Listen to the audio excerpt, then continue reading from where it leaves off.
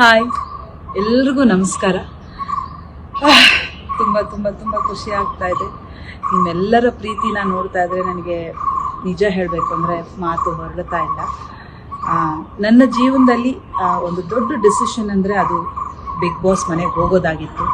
ಅಲ್ಲಿ ಹೇಗಿರುತ್ತೋ ಏನಿರುತ್ತೋ ಅಂತ ನಾನು ಬಹಳಷ್ಟು ಪ್ರಶ್ನೆಗಳು ನನ್ನಲ್ಲಿ ಹುಟ್ಕೊಂಡಿತ್ತು.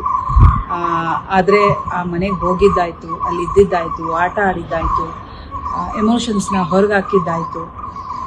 ಆದರೆ ಇವತ್ತು ಹೊರಗೆ ಬಂದಮೇಲೆ ನನಗೆ ಅನ್ನಿಸ್ತಾ ಇರೋದು, ಬಿಗ್ ಬಾಸ್ ಮನೆಗೆ ಹೋಗಿ ಬಂದಮೇಲೆ ನೀವು ಗಳಿಸಿದ್ದಾದರೂ ಏನು ಅಂತಂದರೆ ಅದು ನಿಮ್ಮೆಲ್ಲರ ಪ್ರೀತಿ, ನಿಮ್ಮೆಲ್ಲರ ಮನಸ್ಸು ನಾನು ಗೆದ್ದಿದ್ದೀನಿ. ಅದೇ ನನಗೆ ಬಹಳಷ್ಟು ಸಂತೋಷ ಕೊಡ್ತಾ ಇದೆ. ಅದಕ್ಕೆ ನಾನು ನಿಮಗೆ ಎಷ್ಟು ಕೃತಜ್ಞತೆ ಹೇಳಿದ್ರೂ ಸಾಲದು.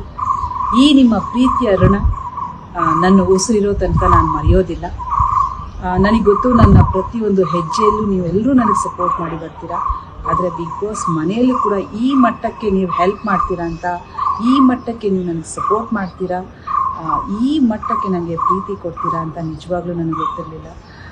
ನಾನು ಬಹಳ ಸಂತೋಷವಾಗಿದ್ದೀನಿ. ನಿಮ್ಮೆಲ್ಲರ ಪ್ರೀತಿನ ಬಹಳ ಬಹಳ ಬಹಳ ಖುಷಿ ಆಗ್ತಾ ಇದೆ ನನಗೆ. Thank you so much. And ಹೌದು, ನನಗೆ ನಿಮ್ಮೆಲ್ಲರೊಟ್ಟಿಗೆ ಮಾತಾಡಬೇಕು ಅನ್ನೋ ಆಸೆ ಖಂಡಿತವಾಗ್ಲೂ ಇದೆ. ಹಾಗೆ ನಿಮ್ಮೆಲ್ರಿಗೂ ಗೊತ್ತಿದೆ ಕೂಡ, ನಾನು ಅಷ್ಟು ಸೋಷಿಯಲ್ ಮೀಡಿಯಾದಲ್ಲಿ ಆ್ಯಕ್ಟಿವ್ ಇರೋದಿಲ್ಲ. ಆದರೆ ಈಗ ನಿಮ್ಮೆಲ್ಲರ ಜೊತೆ ಮಾತಾಡಬೇಕು ಅನ್ನೋ ಕಾರಣಕ್ಕೆ ಆದಷ್ಟು ಬೇಗ ನಾನು ಇನ್ಸ್ಟಾ ಲೈವಲ್ಲಿ ಬರ್ತೀನಿ. ಅದು ಯಾವಾಗ ಏನು ಅನ್ನೋ ಒಂದು ವಿಡಿಯೋ ಕೂಡ ನಾನು ಪೋಸ್ಟ್ ಮಾಡ್ತೀನಿ. ಸ್ವಲ್ಪ ನನಗೆ ಟೈಮ್ ಕೊಡಿ. ನಾನು ನಿನ್ನೆ ಬಂದಿದ್ದೀನಿ, ಮನೆಯಿಂದ ಹೊರಗೆ ಬಂದಿದ್ದೀನಿ.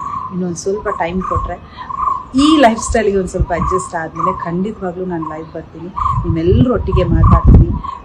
ಇನ್ಫ್ಯಾಕ್ಟ್ ನಿಮಗಿಂತ ಜಾಸ್ತಿ ನಾನೇ ಕಾಯ್ತಾ ಇದ್ದೀನಿ ನಿಮ್ಮ ಜೊತೆ ಎಲ್ಲ ಮಾತಾಡೋದಕ್ಕೆ. ಆಗ ನಾನು ಬಹಳಷ್ಟು ನನ್ನ ಅಭಿಪ್ರಾಯಗಳನ್ನ ನಿಮ್ಮ ಜೊತೆಗೆ ಹಂಚ್ಕೋತೀನಿ. ಆ್ಯಂಡ್ ಎಲ್ರಿಗೂ ಮತ್ತೊಮ್ಮೆ ಹೊಸ ವರ್ಷದ ಶುಭಾಶಯಗಳು. ಎಲ್ರಿಗೂ ಒಳ್ಳೆಯದಾಗಲಿ. Thank you so much. Love you all.